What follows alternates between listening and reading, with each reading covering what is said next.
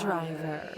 Welcome back to the channel, man. Check it out. We got the engine out of here. Man, finally, I crawled under there and, got everything disconnected and went and yanked this bad boy out of here. There were three of us trying to get it out. It kind of fought us a little bit, so we jiggled it back and forth and found some, I think it was a fuel line or something that was stuck on there, and had to chop that bad boy. And then next thing you know, bam, engine out. So, that wasn't too bad of a process. I'd never done that before, actually taking a whole engine out of a vehicle. So now that I know that process, I'm happy with that. We were able to get the transmission out of there, no problem. Of course, we took it out together, but it took some wiggling and jiggling to get it out.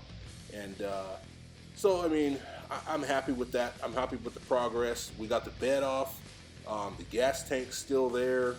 I'm gonna have to cut or torch those straps where the gas tank is, because those bolts or pins or whatever they are in there are stuck. And just make sure I don't catch myself on fire. The bumper's got to come off with the bumper support brackets and all that. We're gonna take this bad boy to the pressure washer, and then probably bring it back and call it a night, man. Yank the cab off tomorrow. I got a cab bolt that's stuck, but after we do that, we'll get it off and get it all cleaned up and see what we're working with, man, because we're ready to rock and roll on this.